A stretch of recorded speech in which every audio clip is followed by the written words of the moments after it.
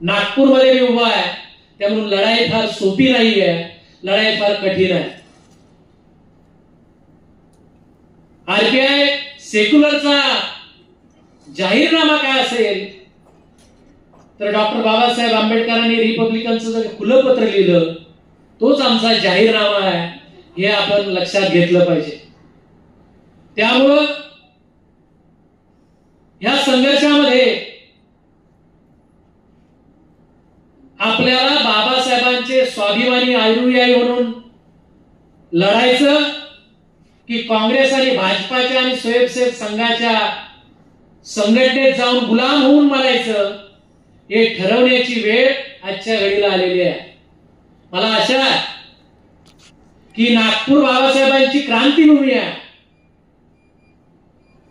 नागपूर ही लढणाऱ्या भीमसैनिकांची भूमी आहे आणि म्हणून निश्चितपणानं राष्ट्रीय स्वयंसेवक संघाच्या उरावर नाचून जे मनुस्मृतीचं राज्य अनुपात आहे त्यांना नेस्तेनाबूत करून डॉक्टर बाबासाहेब आंबेडकरांना संविधान रूपी अभिप्रेत असणारी लोकशाही या देशामध्ये टिकवण्यासाठी सातत्यानं लढे उभे करतील आणि शेवटच्या श्वासापर्यंत या मनुवादी व्यवस्थेच्या विरोधामध्ये आपण लढण्याचं काम कराल याबद्दल माझ्या मनामध्ये तिल मात्र शंका नाही. काय सुरू आहे देशामध्ये? देशामध्ये सुरू आहे की या देशात आम्ही आता मनुस्मृतीचं राज्य आणणार आहोत आणि संविधानाचं राज्य नष्ट करणार आहोत. नष्ट करण्याची प्रक्रिया सुरू झालेली आहे आणि आम्ही मात्र विखुरलेले आहोत. ज्यांच्यावर बाबासाहेबांनी जबाबदारी टाकली होती ते अनुयायी आता विखुरलेले दिसत आहेत, कटाकटात विभागलेले दिसत आहेत. रोज तुमच्या समोर जीवन मरणाचे प्रश्न आहेतच, परंतु तुम्हाला वेगवेगळ्या षडयंत्रांमध्ये अडकवून मूळ मुद्द्यापासून दूर नेण्याचं काम हे सरकार करताना दिसतंय. काय दिसतंय? काल कोणतरी असं म्हटलं विधानसभेच्या अधिवेशनामध्ये की मोदी शेतकऱ्यांचा बाप आहे. आता मोदी भाजपाचा आणि आरएसएसचा बाप असू शकतो, तो शेतकऱ्यांचा बाप असू शकत नाही, कारण जे शेतकरी कमवतो तेच मोदी खातोय, त्यामुळे तो शेतकऱ्यांचा बाप असू शकत नाही. परंतु चर्चेला विसंगती कशी द्यायची, चर्चेमध्ये फूट कशी पाडायची, लोकांचे जीवन मरणाच्या प्रश्नांवर चर्चा करायची नाही. दलितांचा 14 कोटीचा समाज कल्याणचा निधी या सरकारनं खाऊन टाकला, त्याबद्दल प्रश्न विचारायचे नाही. चर्चा कशावर आहे?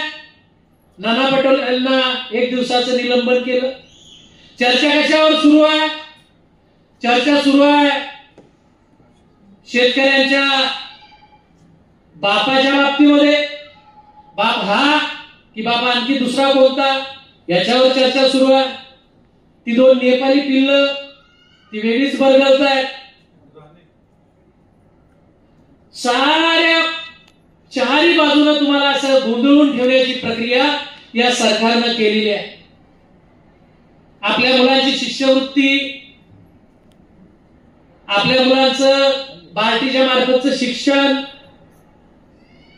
हे सगळं वेगवेगळ्या अंगानं कुठं चाललंय कोणाला काही माहिती नाही, कोणी बोलायला तयार नाही, कोणी मोर्चा करायला तयार नाही. मोर्चे कसले चाललेत, आघाड्या कसल्या चालल्यात की भाजपाची आणि काँग्रेसची दलाली जास्त कोण करणार, ते तुमच्यामध्ये दलाल निर्माण करतायत. मग ते नेत्यांच्या रूपानं असेल किंवा कार्यकर्त्यांच्या रूपानं असेल, टोळकी तयार व्हायला लागलेली आहे. प्रत्येकाला राजकीय बार्गेनिंग करायची आहे. कोणी बाबासाहेबांचा अनुयायी बनायला तयार नाही, प्रत्येकाला नेता बनायचं आहे आणि प्रत्येक जण बार्गेनिंगच्या मागे लागलेला आहे. आता हे घडतंय का घडवलं जातंय याचाही आंबेडकरी वाद्यांनी चिंतन केलं पाहिजे. माझा जाहीर आरोप आहे की हे घडवलं जात आहे. तुमची बुद्धविहार, तुमच्या संघटना ऑपरेट करण्याचं काम सत्ताधारी भाजपा असेल, सत्ताधारी शिवसेना असेल, सत्ताधारी राष्ट्रवादी असेल, सत्ताधारी पूर्वीची काँग्रेस असेल, यांच्याकडनं तुमचं मॉनिटरिंग केलं जात आहे. तुमच्यातले दलाल उभे करून त्यांना पैसे देऊन मोठमोठ्या जयंत्या साजऱ्या केल्या जात आहेत. पूर्वी आपल्याकडे असं होतं की जयंतीला कव्वालीचा कार्यक्रम असायचा, प्रबोधनाचा, मग सभा असायच्या, कोणीतरी नेता यायचा, कोणीतरी बौद्ध भिक्खू यायचा, कोणीतरी विचारवंत यायचा आणि तो प्रबोधनाचं भाषण देऊन जायचा, वर्तमानाच्या परिस्थितीवर बोलायचा, बाबासाहेबांवर बोलायचा, फुल्यांवर बोलायचा. आता आमच्या अभिरुचीच बदलून टाकलेल्या आहेत. आता आम्हाला डीजे लागतो. आता आम्हाला लावण्या जरी आणल्या तर आम्हाला ती जयंती मोठी वाटते. आता आम्ही चर्चासत्र भरवत नाही, एका ठिकाणी अपवाद असेल, आम्ही परिसंवाद घडवत नाही, आम्हाला बाबासाहेबांना काय सांगितलं याच्यावर चर्चा होत नाही. आणि अशी जर कुठे चर्चा जयंती होत असेल तर आम्ही तिथं जाण्याचं टाळतो. म्हणजे समाजाच्या अभिरुची बदलवण्याचं काम इथल्या संघप्रणीत व्यवस्थेनं केलेलं आहे. 2200 बौद्ध भिक्खू जेव्हा बाहेर फिरतायत तेव्हा तुमचा धम्म विज्ञानाच्या दिशेनं जाईल की अज्ञानाच्या दिशेनं जाईल याचंही चिंतन होणे काळाची गरज आहे. त्यांना अपेक्षित असणारे नेते सतत तासन तास अशी असणारी परिस्थिती आहे, अशी स्थिती आहे, असं 100 वेळा बोलतात पण मीडिया समोर तेच दिसतात. कविता करणारे नेते तुम्हाला सातत्यानं तुमच्या माथी मारले जातात. नको असलेल्या कवितेची प्रसूती देखील संसदेमध्ये होते, ज्यांना तुमचे प्रश्न मांडण्यासाठी संसदेत पाठवलेला आहे. आम्हाला राग येत नाही, आम्हाला चीड येत नाही, उलट आम्ही ते हसण्यावारी येतो आणि मूळ मुद्द्यापासून दूर जातो. जिथे संघटना मरते तिथे नेत्यांवरचा वचक कमी होतो. पूर्वी आपली जनता नेत्याला पॅरोलवर घ्यायची, चुकीचा निर्णय घेतला तर तो बदलायला लावायची. आता नेते सुपारी घेतात आणि जनतेला मूर्ख बनवतात आणि जनताही टाळ्या वाजवते आणि नेत्याचा भक्त म्हणून पुरस्कारही करते. भक्ती मार्गाने तुम्ही मोक्षाला जाऊ शकता, परंतु भक्ती मार्गाने तुम्ही संसदेकडे जाऊ शकत नाही. भक्ती मार्गाने जरी संसदेमध्ये गेले तर लोकशाहीला अभिप्रेत असणारी, संविधानाला अभिप्रेत असणारी, आमच्या महापुरुषाला अभिप्रेत असणारी व्यवस्था निर्माण करण्यासाठी आम्ही आवाज उठवू शकत नाही. कारण आम्ही कुणाचे तरी भक्त झालेले आहोत, कोणीतरी आम्हाला खरेदी केलेला आहे. तो नेता निवडून जातो, ती चळवळीची गरज म्हणून जात नाही, इथल्या प्रस्थापित पक्षांची गरज म्हणून निवडून जातो. हे जनतेनं समजून घेण्याची गरज आहे. प्रोजेक्ट केलं जात आहे, तुमच्या माथी मारलं जाते की हा तुमचा नेता आहे. जनता नेता निवडत नाही, इथली प्रस्थापित व्यवस्था नेता तुमच्या माथी मारते की हा तुमचा नेता आहे.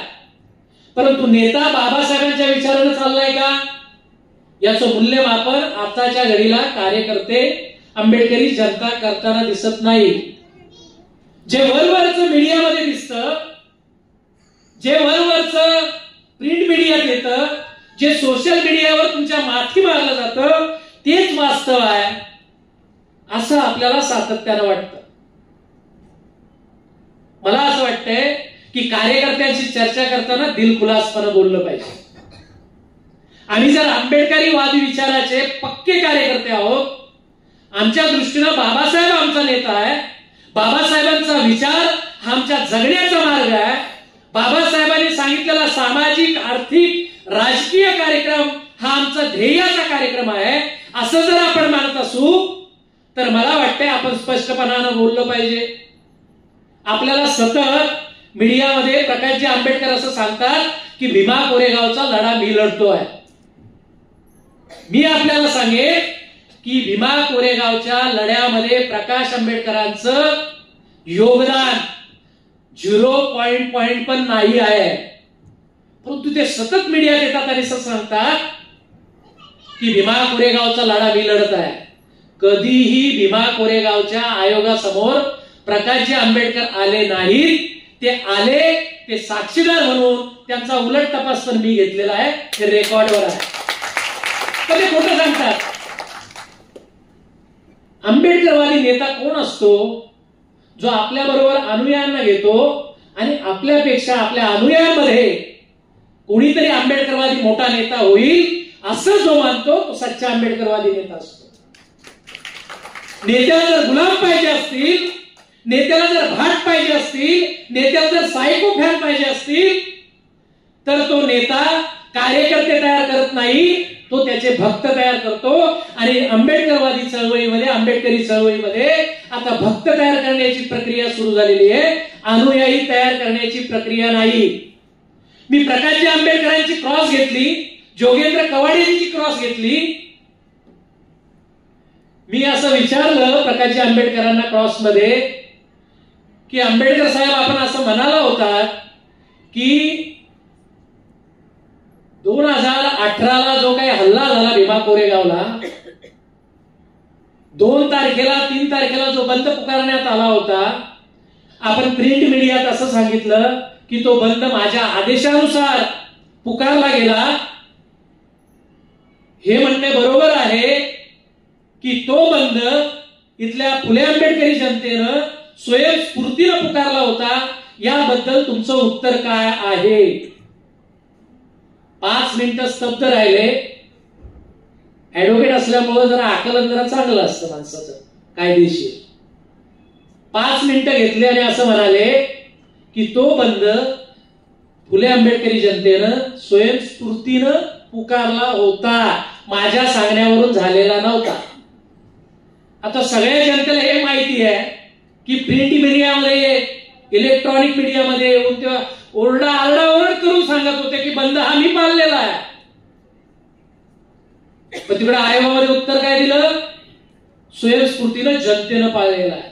मग मी पुढचा प्रश्न त्यांना विचारला, मग आपण जे प्रिंट मीडिया आणि इलेक्ट्रॉनिक मीडिया समोर जे बोलत होतात की बंद मी पाळला, माझ्या आदेशानं आंबेडकरी जनतेनं बंद पाळला, ते म्हणणं खरं की हे म्हणणं खरं?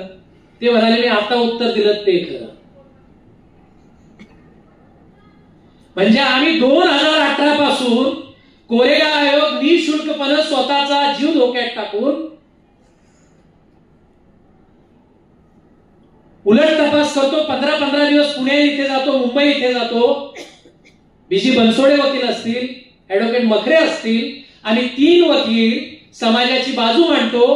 परंतु त्यांना असं कधीही सांगावं असं वाटलं नाही की त्या ठिकाणी आपले हे वकील काम पाहतात, पण ते सतत सांगतात की सगळं आयोगाचं काम मी बघतो. आता आयोगामध्ये बरेच प्रश्न विचारता आले असते, कदाचित त्या प्रश्नांची उत्तर जर मीडिया समोर आले असती तर खरे प्रकारचे आंबेडकर लोकांसमोर पण आले असते. परंतु आम्हाला सामाजिक भान असल्यामुळं आम्ही काही प्रश्न विचारण्याचं टाळलं. जोगेंद्र कवाडेंची क्रॉस मी घेतली. असा मनुवाद्यांनी आणि सगळ्या भिडे आणि एकबोटेच्या गँगनं असं सगळं पसरवलं होतं पुण्याच्या पट्ट्यामध्ये आणि महाराष्ट्रामध्ये की म्हणे भीमा कोरेगावला अभिवादनाची सुरुवात ही हाजी मस्ताननं केली. तेव्हा कवाडे सरांची क्रॉस घेत असताना दलित आणि मुस्लिम महासंघाची स्थापना झाली होती, ज्याच्यामध्ये हाजी मस्तान आणि जोगेंद्रजी कवाडे यांनी एकत्रितरित्या केली होती. आणि त्यामुळे एका कार्यक्रमाला ते 81 किंवा 84च्या दरम्यान त्या ठिकाणी आले होते. त्याबाबतचं उत्तर रेकॉर्डवर आता देखील आहे की दलित आणि मुस्लिम महासंघाच्या वतीनं ते त्या ठिकाणी एक प्रातिनिधिक स्वरूपामध्ये भाषण करण्यासाठी आले होते. परंतु हे खरं जनतेला सांगायचं नाही. 6 वर्ष आम्ही बाजू मांडतोय मोफतपणे, याचं श्रेय आम्हाला द्यायचं नाही. परंतु आम्ही असं समजतो की बाबासाहेबांच्या चळवळीमध्ये, बाबासाहेबांच्या विचारावर चालत असताना असंख्य अन्याय अत्याचाराच्या प्रकरणामध्ये, नीती नागेच्या प्रकरणामध्ये एफआयआर आम्ही जाऊन नोंदवला. खैरलेंजीच्या जाधवाच्या प्रकरणामध्ये आम्ही पुस्तक प्रकाशित केलं की भीषण हत्याकांड आणि भीषण पोलीस तपास कांड. पोलिसांनी नोटीस आम्हाला पाठवल्या. ते पुस्तक आता अजूनही बाजारात आहे. त्या जाधव परिवाराला 3 वर्ष सावरण्याचं काम आम्ही केलं, आमच्या घरात ठेवलं, त्यांना रोजगारी दिला, त्यांची घरं सांभाळली. सांगण्याचं कारण असं, आम्हाला शेअर नको आहे, परंतु वस्तुस्थिती जनतेमध्ये गेली पाहिजे. माझा प्रश्न आहे प्रकाश आंबेडकरांना की ज्या प्रकरणामध्ये आम्ही परभणीत गेलो त्या सोमनाथ सूर्यवंशीचं काय झालं? उत्तर देऊ प्रकाशजी आंबेडकरांनी. प्रत्येक प्रश्नाचं राजकारण करायचं आणि सत्ताधाऱ्यांना अभिप्रेत असणारी सगळी कारस्थानं करायची. ही कारस्थानं आता आम्ही सदपूर घेणार नाही, कारण आता डोक्याच्या वर पाणी जायला लागलेलं आहे. तुमची सगळं राजनैतिक गणित ही भाजपाच्या आणि आरएसएसच्या धार्जिने असतात, हे आता उघड झालेलं आहे. त्यामुळं आंबेडकर आडनावानं आंबेडकरी जनतेला मूर्ख बनवण्याचे धंदे आता प्रकाशजी आंबेडकरांनी बंद केले पाहिजे, नाहीतर आमच्या सारख्यांना आता उघडपणानं जनतेसमोर जाऊन बोलावं लागेल. बंद केले पाहिजे ते धंदे. प्रत्येक प्रकरणामध्ये साटेलोट करायचं आणि जनतेला सांगायचं की आम्ही तुमचे प्रतिनिधी आहोत, आणि जर कोणी बोलला तर त्याला ठेचून काढा. ही नवीन पद्धत आंबेडकरी चळवळीमध्ये आणण्याचं काम ज्या प्रकारचे आंबेडकरांना आणलं त्यांना विचारलं पाहिजे की आपण खरेच बाबासाहेबांचे अनुयायी असाल तर या दंडेलशाहीचा लोकशाहीमध्ये पुरस्कार होऊ शकतो का? जसा तुम्हाला बोलण्याचा अधिकार आहे तसा आंबेडकरांचे वारसदार म्हणून, विचारांचे वारसदार म्हणून आम्हालाही प्रश्न विचारण्याचा अधिकार आहे. आणि तो अधिकार तुमच्याच आजोबांनी लोकशाही आणि संविधानाच्या माध्यमातून आम्हाला दिलेला आहे. परंतु हे प्रश्न विचारले की सांगायचं त्याचा बंदोबस्त करा. आता नेते असे पाहिजेत. आता आमच्या लोकांनी धारणा अशी ठरवलेली आहे, आपली कदाचित नसेल, आम्हाला नेता असा पाहिजे. नेता आम्हाला पाहिजे दरोडेखोर, जो राजकीय बार्गेनिंग करेल, आर्थिक दरोडा टाकेल आणि त्याच्या आजूबाजूला फिरणारे जे सायको फॅन्स आहेत त्यातला 5%, 10% वाटा त्यांना देईल. जो खेडोपाड्यामध्ये, गावगाड्यामध्ये, शहरांमध्ये आपले कार्यकर्ते उभे करणार नाही तर दलाली करणारे आपले एजंट उभे करेल, जे आमच्या दलितांच्या वस्त्या बिल्डरांना विकतील, जे आमच्या झोपडपट्ट्या सत्ताधाऱ्याला विकतील आणि त्याच्यातून कमिशन निर्माण करतील, असे दलाल लोक प्रस्थापित राजकारणात असलेल्या दलित नेत्यांना उभे करायचे आहे. आम्ही काँग्रेसचे भाटी नाही आणि गुलामी नाही. आम्ही तुम्हाला विधानसभेमध्ये आणि लोकसभेमध्ये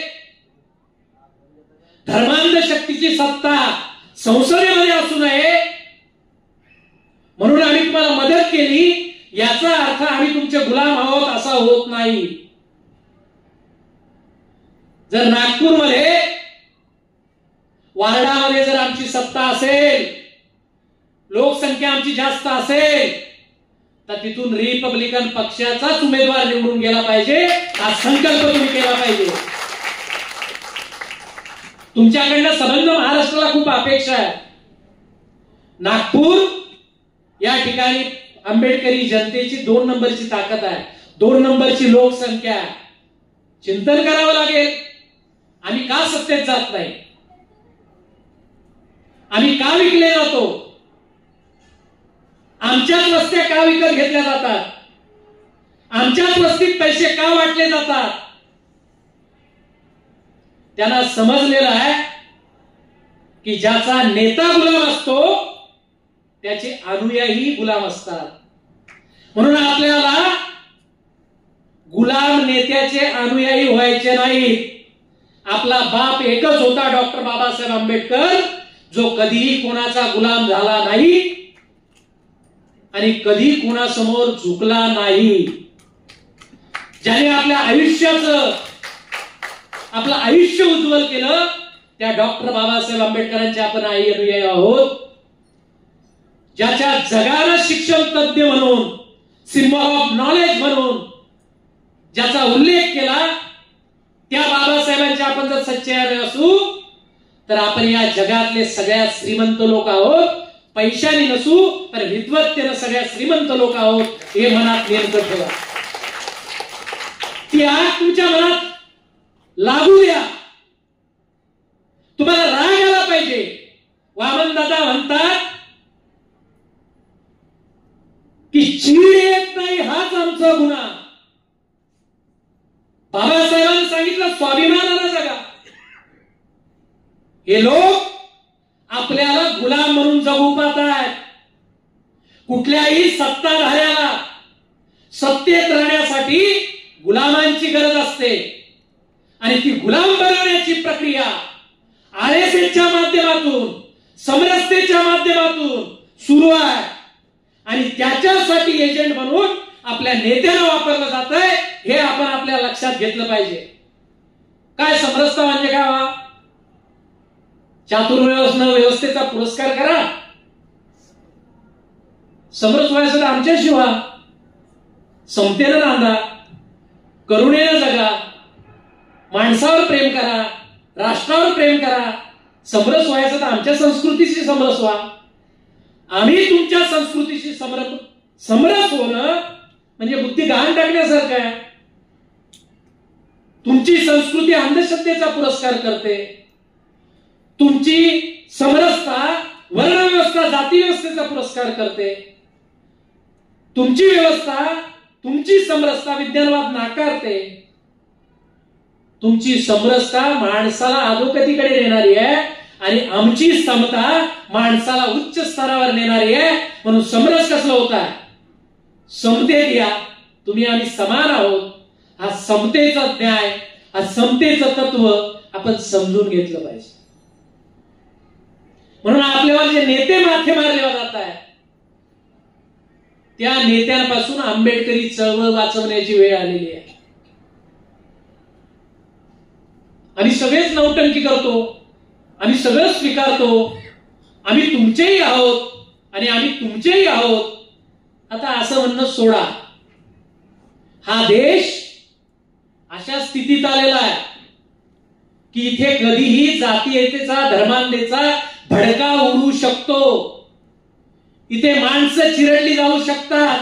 इथे दलितांच्या वस्त्या नष्ट केल्या जाऊ शकतात आणि त्याची सगळी षडयंत्र सत्तेत असणारे लोक, धर्मांध संघटना तयार करतायत. जे खरं बोलतायत, जे समाजाला जागृत करतायत त्यांना मारण्यासाठी आपलीच माणसं वापरली जात आहेत. ज्या बाबासाहेबांनी सांगितलं की इथला ब्राह्मण्यवाद, इथली भांडवलशाही हे तुमचे शत्रू आहेत, आम्ही ब्राह्मण्यवादात पण जातो, भांडवलदारांच्या अनुयायी पण होतो आणि इकडे जोराने जयभीम पण बोलतो. ही दुटप्पी भूमिका आता चालणार नाही.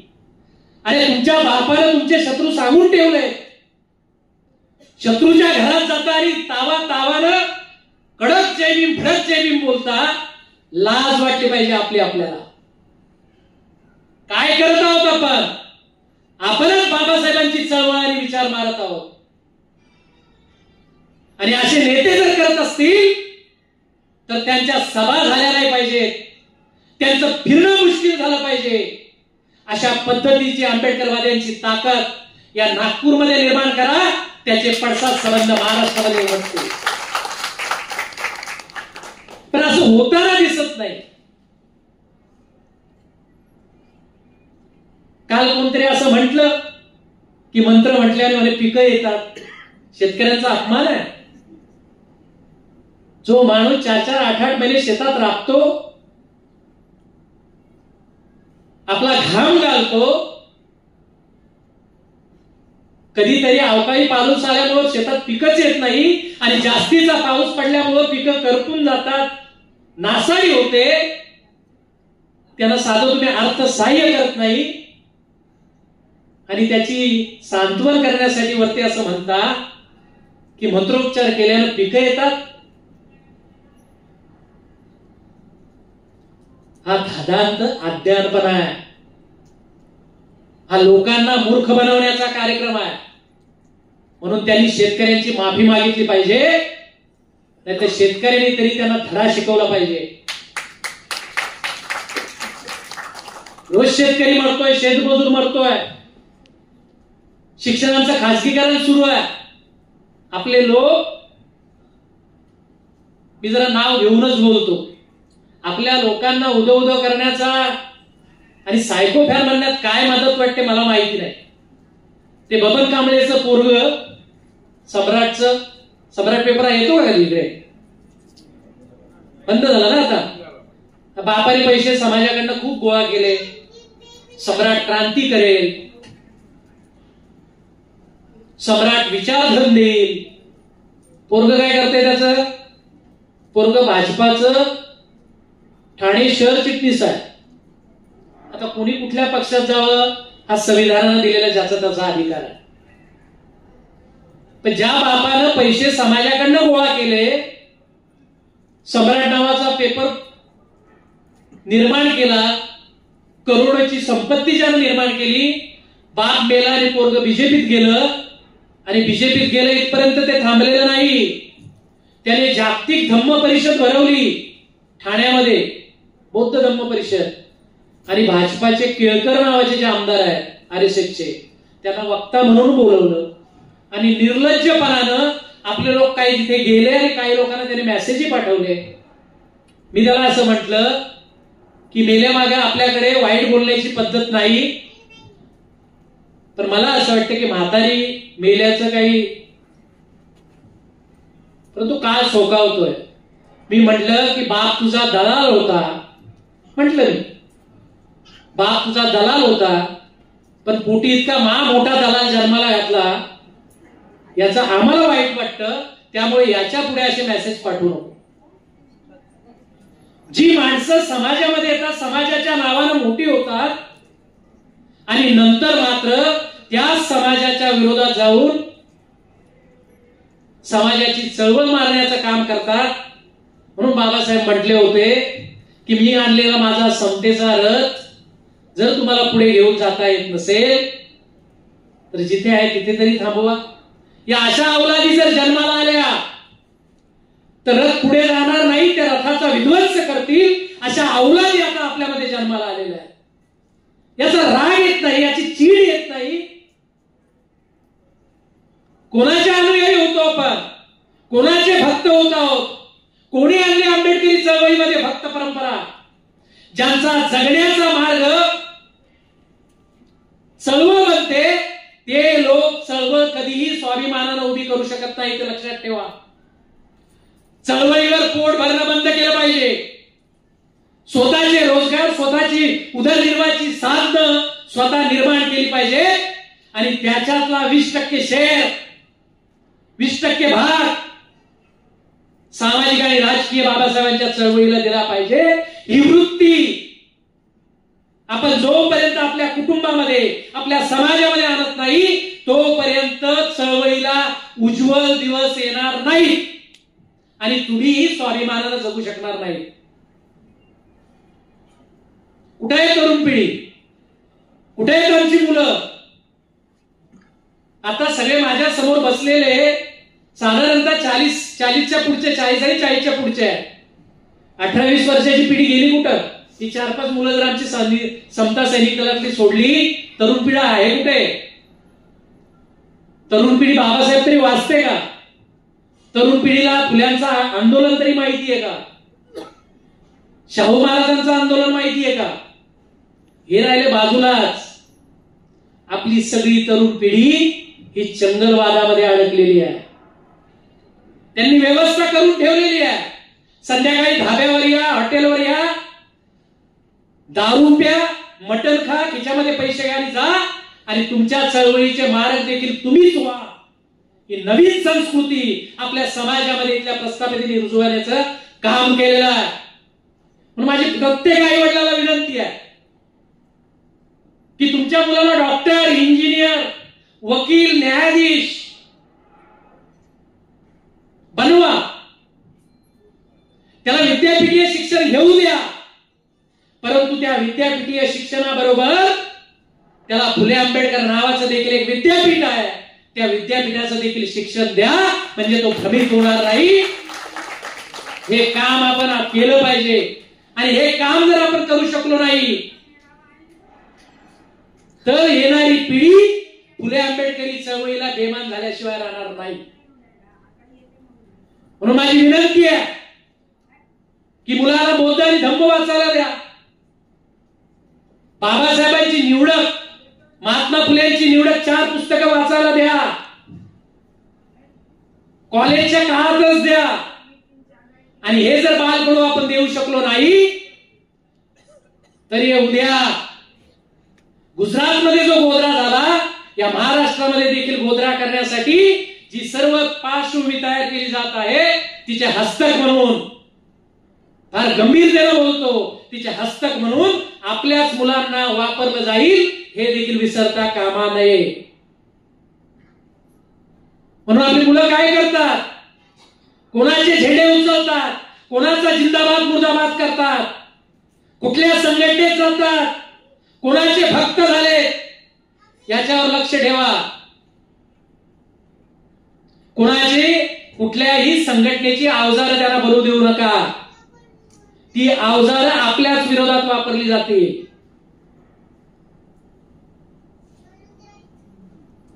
फार एका भयावह काळामधून आपण सगळे पादाक्रांत होत आहोत. परिवर्तन परिवर्तन परिवर्तन इतकं परिवर्तन झालेलं आहे आणि इतके परिवर्तनशील आपण झालेलो आहोत की आम्ही आता बौद्ध विहारामध्ये मार्गदर्शन करण्यासाठी बुद्धाच्या तत्वज्ञानाला विचार करणाऱ्या लोकांना पण आमंत्रित करतो.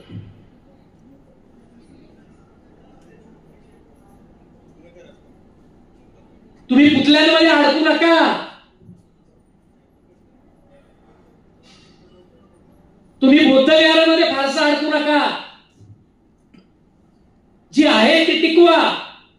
आपली बुद्ध विहार ही चळवळीची केंद्र झाली पाहिजे. आपली बुद्ध विहार ही लढणाऱ्या कार्यकर्त्यांच्या प्रशिक्षण शाळा झाल्या पाहिजे. आपली बुद्ध विहार ही विज्ञानाच्या पुरस्कार करणारी आणि चर्चा करणारी सेंटर झाली पाहिजे. अशी बुद्ध विहार उभा. सकाळी जायचं, त्रिसरण पंचशील घ्यायचं आणि हातामध्ये आरएसएसचा झेंडा घ्यायचा. हे आंबेडकरी तत्वज्ञानाशी कृतज्ञपणा आहे आणि तो कृतज्ञपणा आपल्याकडून, आपल्या पुढच्या पिढीकडून घडणार नाही, याची दक्षता आपणच घेतली पाहिजे. आणि ती जर घेतली नाही तर येणारा काळ ज्या पद्धतीनं देश चाललेला आहे, ज्या पद्धतीची भाषणं जाती जाती द्वेष निर्माण करणारी होत आहेत, ज्या पद्धतीची शिक्षण धोरणं येत आहेत, ज्या पद्धतीनं सगळ्या सार्वजनिक खात्यांचं खाजगीकरण सुरू आहे, नोकऱ्या संपलेल्या आहेत आणि आपल्या महाराष्ट्रामध्ये, देशामध्ये लढाई कुठली सुरू आहे? आम्हाला आरक्षण किती देणार? मराठी खाजगीकरणाच्या विरोधामध्ये लढत नाही. मराठी ओबीसी मध्ये आरक्षण मागतायत आणि खाजगीकरणाला विरोध करत नाही. जिथे खाजगीकरणाची सुरुवात होते तिथे आरक्षण संपतं. हे साधं तत्व जर कळत नसेल तर येणारा काळ हा जाती जातीमध्ये संघर्ष निर्माण करणारच आहे. ओबीसीचा आरक्षणाचा कोटा त्यांना द्यायचा नाही, दलितांच्या कोट्याप्रमाणे, आदिवासींच्या कोट्याप्रमाणे जागा भरायच्या नाही, मुसलमानांना सच्चर कमिटीची अंमलबजावणी करायची नाही, त्यांना सतत देशद्रोही देशद्रोही देशद्रोही म्हणून त्यांच्यावर स्टॅम्प मारत राहायचा. अशा पद्धतीनं सर्वांना वेगवेगळ्या पद्धतीनं गाठून गाठून मारण्याची एक सुप्त अशी तालीम आरएसएस न सुरू केलेली आहे. आणि म्हणून आपल्याला आरएसएस आणि भाजपाच्या विरोधामध्ये प्रामाणिकपणानं वैचारिक भूमिका घ्यावी लागेल. पुन्हा एकदा सांगतो, की सत्ताधारी बदलतात, हे म्हणणं खोटं आहे. पक्ष बदलतात, सत्ताधारी तेच असतात. भाजपामध्ये 60% लोक हे काँग्रेसचे आहेत, मोजून घ्या. उद्या भाजपाची सत्ता गेली की ते पुन्हा काँग्रेसमध्ये येतील. इकडे मंत्री होते, त्यांना फक्त पाहिजे असते सत्ता. तुमचा लढा हा समाज परिवर्तनाचा लढा आहे. बाबासाहेबांनी फक्त राजकारण सांगा असं सांगितलं नाही. जा आणि तुमच्या भिंतीवर लिहा शासनकर्ती जमात, व्हायची आहे शासनकर्ती जमात. पण सामाजिक परिवर्तनानंतर आम्ही पूर्वी एक होतो, आम्ही रस्त्यावर उतरायचो, आम्ही लढायचो, तर लोकांना वाटायचं की कोणाच्याही नादाला लागा पण आंबेडकरवाद्यांच्या नादाला लागू नका. आता सांगा मोर्चाला चला, निमंत्रण पाठवावे लागतात, गाड्या पाठवाव्या लागतात, गाड्या पाठवूनही लोक येत नाही. ही जी अवकाळ आलेली आहे समाजामध्ये, चळवळीमध्ये, ती आपल्याला लाथाडून द्यावी लागेल. पुन्हा एकदा नेत्यांचंही चिंतन करावं लागेल, नेत्यांनाही पॅरोलवर घ्यावं लागेल आणि आपल्या समाजामध्ये आणि चळवळीमध्ये लोकशाही आणावी लागेल. आपल्याही चळवळीमध्ये कोणतरी हुकुमशाह बनू पाहतोय, कोणीतरी आपल्या चळवळीचा बाप बनू पाहतोय. आपली चळवळ ही लोकशाहीला मांडणारी, आपली चळवळ ही संविधानाप्रमाणे चालणारी आहे. त्यामुळं आपण सर्वांनी एकत्रित येऊन बाबासाहेबांना अपेक्षित असणारा समाज परिवर्तनाचा, राजकीय परिवर्तनाचा लढा गतिमान करण्यासाठी एकत्र येऊया. जाता जाता एवढंच म्हणेन कि सिर्फ नाव नहीं नदी भी खतरे में है, सिर्फ नाव नहीं नदी भी खतरे में है, हम जी रहे हैं पूरी सदी ही खतरे में है. अशी स्थिती सध्या आपली आहे. आणि म्हणून तर खरंच मनापासून आपल्याला बाबासाहेबांची चळवळ, बाबासाहेबांची पक्ष जर टिकवायचा असेल तर आपल्याला सर्वांना बाबासाहेबांच्या तत्वज्ञानाच्या कसोटीवर एकत्र यावं लागेल आणि रिपब्लिकनचा आवाज पुन्हा एकदा मजबूत करावा लागेल, अशी आशा आपल्याकडनं व्यक्त करतो आणि इथेच थांबतो. धन्यवाद. जय भीम, जय हिंद.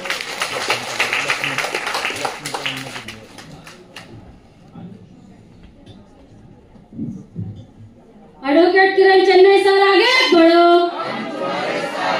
एडवोकेट किरण चन्नई सर आगे बढ़ो, श्यामदादा गायकवाड आगे बढ़ो. एकच लक्ष, समता सैनिक दलाचा आवाज दो, आवाज दो. सर्व माझ्या भगिनींना विनंती आहे की राष्ट्रगीत झाल्याशिवाय जाऊ नये, राष्ट्रगीत झाल्याशिवाय महिलांनी जाऊ नये.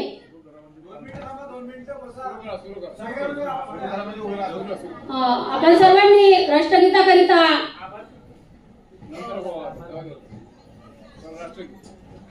जनगण मन अधिनायक जय हे भारत भाग्य विधाता. पंजाब सिंध गुजरात मराठा द्राविड उत्कल वंग, हिंद हिमाचल यमुना गंगा उच्चल जलधि तरंग. तव शुभ नामे जागे, तव शुभ आशीष